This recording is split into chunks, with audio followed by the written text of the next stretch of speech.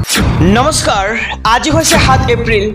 অসমৰ লগতে ভাৰতৰ বিভিন্ন প্ৰান্তৰ পৰা আজি ৰাতিপুৱাৰ কেইবাটাও খবৰ আহি পৰিছে। এই মুহূৰ্তত জনাইছোঁ আজিৰ প্ৰথমটো খবৰ। মাজত মাত্ৰ 2টা দিন প্ৰতিবাদত ৰাজ্য কঁপাবলৈ সাজু হৈছে দেশৰ লাখ লাখ মুছলমান। ৱাকফ আইনৰ বিৰুদ্ধে 9 এপ্ৰিলত আন্দোলন ঘোষণা কৰা হৈছে। এই মুহূৰ্তৰ খবৰ জনাই গৈছোঁ আমাৰ সমুদ্ৰককক যে গৃহীত ৱাকফ বিলৰ বিৰুদ্ধে 9 এপ্ৰিলত সাব্যস্ত কৰা হ'ব তীব্ৰ প্ৰতিবাদ। ৱাকফ সম্পত্তি হৈছে মুছলমান আৰু আল্লাহৰ সম্পত্তি। ৱাকফ আইনৰ বিৰুদ্ধে আমছুৰ আন্দোলন ঘোষণা। 9 এপ্ৰিলত ৰাজ্যজুৰি অসম কঁপাব আমছুৱে। ৰাজধানী কঁপাই আমছুৱে সাব্যস্ত কৰিব তীব্ৰ প্ৰতিবাদ। দিছপুৰ কঁপাব সংখ্যালঘু সংগঠনসমূহে আৰু ৱাকফ সংশোধনী বিধেয়ক কোনোপধ্যেই মানি লোৱা নহ'ব বুলি এতিয়া হুংকাৰ প্ৰদান কৰা হৈছে দেশৰ মুছলমান সংগঠনৰ ফালৰ পৰা।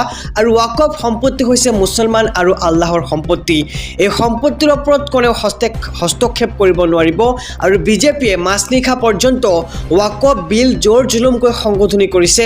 আৰু বিজেপি চৰকাৰে মুছলমানৰ সম্পত্তি যিদৰে অধিকাৰ কৰিব বিচাৰিছে তাক তীব্ৰ ভাষাৰে গৰিহণা জনাইছে এতিয়া সংখ্যালঘু সংগঠনসমূহে। গৃহীত ৱাকফ বিলৰ বিৰুদ্ধে 9 এপ্ৰিলত সাব্যস্ত কৰা হ'ব তীব্ৰ প্ৰতিবাদ। এই মুহূৰ্তত জনাইছোঁ আজিৰ দ্বিতীয় নম্বৰ খবৰটো। শীঘ্ৰেই কৰি লওক ৰেচন কাৰ্ডৰ নতুন জৰুৰী কাম, অন্যথা লাভ নকৰিব বিনামূলীয়া ৰেচনৰ সামগ্ৰী। কৰ্তন হ'ব পাৰে আপোনাৰ অৰুণোদয় আঁচনিখনৰ। এই মুহূৰ্তৰ খবৰ আমি জনাইছোঁ SB অসম মিডিয়াৰ সমুদ্ৰককক যে ৰেচন কাৰ্ডৰ হিতাধিকাৰীৰ বাবে আহি পৰিছে এক ডাঙৰ খবৰ। শীঘ্ৰেই কৰি লওক এটা বিশেষ কাম, অন্যথা বন্ধ হ'ব পাৰে লাখ লাখ লোকৰ বিনামূলীয়া ৰেচন। কৰ্তন হ'ব পাৰে অৰুণোদয় আঁচনিখনৰ। কোটি কোটি ৰেচনৰ হিতাধিকাৰীলৈ কেন্দ্ৰ চৰকাৰৰ এই বিশেষ নিৰ্দেশনা। EKYC নকৰিলে বঞ্চিত হ'ব বিনামূলীয়া ৰেচন লাভৰ পৰা। ঘৰতে বহি এতিয়াই কৰি লওক ৰেচন কাৰ্ডৰ EKYC। প্ৰথমে ডাউনলোড কৰক মেৰা EKYC এপ। আপুনি কেনেদৰে EKYC কৰিব ঘৰতে বহি? যদি আপোনাৰ হাতত এটা মোবাইল ফোন আছে তেন্তে আপুনি আপোনাৰ সেই মোবাইল ফোনটোৰ দ্বাৰাই কৰিব পাৰিব এই EKYCৰ কাম। কেনেকৈ কৰিব ভালদৰে শুনি যাব। প্ৰথমে আপুনি এটা এপ ডাউনলোড কৰিব লাগিব। এপটো হৈছে মেৰা EKYC নামৰ এটা এপ। প্ৰথমে আপুনি এই এপটো ডাউনলোড কৰিব। তাৰ পিছতেই এই এপত গৈ বাছনি কৰক আপোনাৰ ৰাজ্যৰ নামখন। তৃতীয়তে EKYC ফৰ ৰেচন কাৰ্ডত ক্লিক কৰক। তাতে অপশ্যন দিয়া থাকিব বিভিন্ন ধৰণৰ। আপুনি তাতে ক্লিক কৰিব লাগিব EKYC ফৰ ৰেচন কাৰ্ড। তাৰপিছত ৰেচন কাৰ্ড নম্বৰ আৰু আধাৰ নম্বৰ অন্তৰ্ভুক্ত কৰক সেই অপশ্যনটোত। আৰু ইয়াৰ পিছতেই আধাৰৰ সৈতে লিংক থকা মোবাইল নম্বৰটোত আহিব এটা বিশেষ OTP। আৰু OTP অহাৰ পিছতে আপুনি আপোনাৰ সকলো পৰিচয় তাতে সন্নিৱিষ্ট কৰক। তাৰ পিছতেই EKYC সম্পূৰ্ণ হৈ যাব আপোনাৰ। আহিছোঁ পৰৱৰ্তী খবৰৰ মাজলৈ। মুছলমানৰ শত্ৰু নেকি চন্দ্ৰবাবু নাইডু আৰু নীতিশ কুমাৰ? পাবলুটি মাৰি মুছলমানক প্ৰতাৰণা কৰাৰ অভিযোগ নেমচুৰ। এই মুহূৰ্তৰ খবৰ জনাই গৈছোঁ আমাৰ সমুদ্ৰককক যে মুছলমানৰ শত্ৰু নেকি চন্দ্ৰবাবু নাইডু আৰু নীতিশ কুমাৰ। পাবলুটি মাৰি মুছলমানক প্ৰতাৰণা কৰাৰ অভিযোগ নেমচুৰ। ৱাকফ সন্দৰ্ভত মুছলমানৰ পক্ষত নথকাৰ বাবে এই প্ৰতিবাদ সাব্যস্ত কৰে নেমচুৰ ফালৰ পৰা। প্ৰতিজন মুছলমান মন্ত্ৰী বিধায়কে সংগ এৰক নীতিশ নাইডুৰ আৰু প্ৰতিবাদ সাব্যস্ত কৰি এই আহ্বান নেমচুৰ। নিৰ্বাচনৰ সময়ত আৱেগিক কৰি মুছলমানৰ ভোট লোৱা নেতা নীতিশ কুমাৰ আৰু চন্দ্ৰবাবু নাইডু। এনেদৰে মন্তব্য এতিয়া নেমচুৰ। নীতিশ কুমাৰ আৰু চন্দ্ৰবাবু নাইডুক আদৰি ল'লে আল্লাহে ক্ষমা নকৰে মুছলমানক।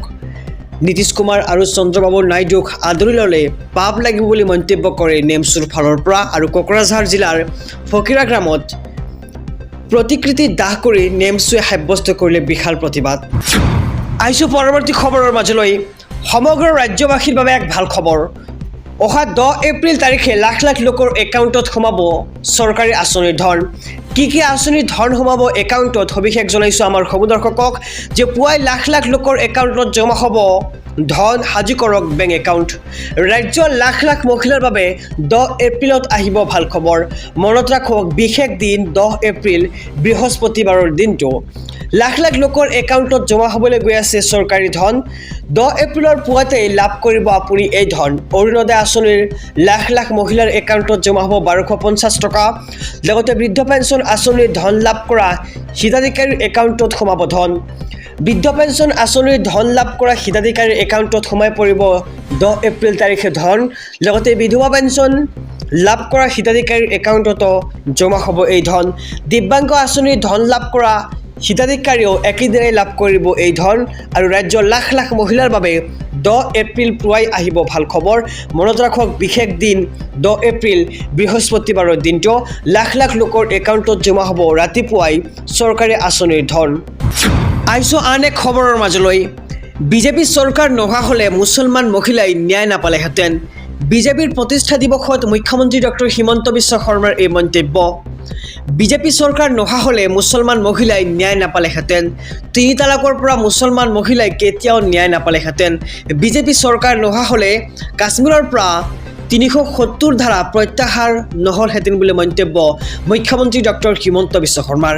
বিজেপি চৰকাৰ নোহোৱা হ'লে উত্তৰ পূবৰ এই বিকাশ সম্ভৱ নহ'লহেঁতেন আৰু বিজেপিৰ অবিহনে কেতিয়াও নিৰ্মাণ নহ'লহেঁতেন ৰাম মন্দিৰ।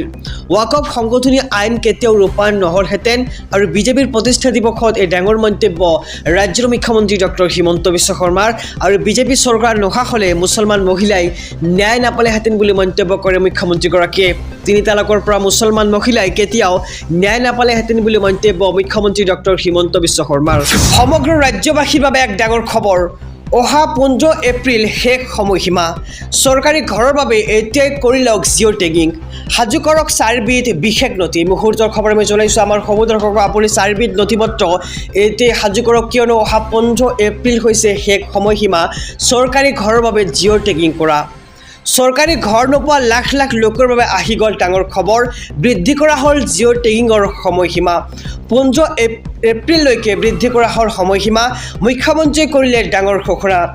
জিঅ' টেগিং কৰিবলৈ কোনো মানুহক এটকাও দিয়াৰ প্ৰয়োজন নাই। জীৱিকা সখীয়ে ঘৰে ঘৰে গৈ কৰি দিব আপোনাৰ জিঅ' টেগিঙৰ কাম। যদি জীৱিকা সখীয়ে জিঅ' টেগিং নকৰে তেন্তে নিজৰ ঘৰৰ জিঅ' টেগিং কৰি ল'ব পাৰিব। কিদৰে কৰিব জিঅ' টেগিং ভালদৰে শুনি যাব আপুনি। কেনেদৰে কৰিব জিঅ' টেগিঙৰ কাম। সাজু কৰক মাত্ৰ 4বিধ নথি। এখন ৰঙীন ফটো, বৰ্তমান আপুনি থকা কেঁচা ঘৰৰ এখন ফটো। আপুনি কি সাজু কৰিব জনাইছোঁ যে প্ৰথমে আপুনি আপোনাৰ এখন ৰঙীন ফটো সাজু কৰক। তাৰপিছতে আপুনি যি ঘৰত বৰ্তমান আছে সেই ঘৰখনৰ এটা ফটো আপুনি সংগ্ৰহ কৰক। তাৰপিছত আধাৰ কাৰ্ড আৰু ৰেচন কাৰ্ডৰ লগতে এটা বৈধ সক্ৰিয় ফোন নম্বৰ আপুনি প্ৰথমে সাজু কৰক। তাৰপিছত এইকেইবিধ নথি হ'লে আপুনি কৰিব পাৰিব জিঅ' টেগিঙৰ কাম। আৰু এই পৰ্যন্ত 19 লাখ লোকৰ ঘৰৰ জিঅ' টেগিং কৰা হৈছে। যদি আপোনাৰ জিঅ' টেগিং হোৱা নাই তেন্তে শীঘ্ৰে কৰক আপুনি জিঅ' টেগিং। জিঅ' টেগিং হৈ যোৱাৰ পিছতে আপুনি লাভ কৰিব চৰকাৰী পকী ঘৰ।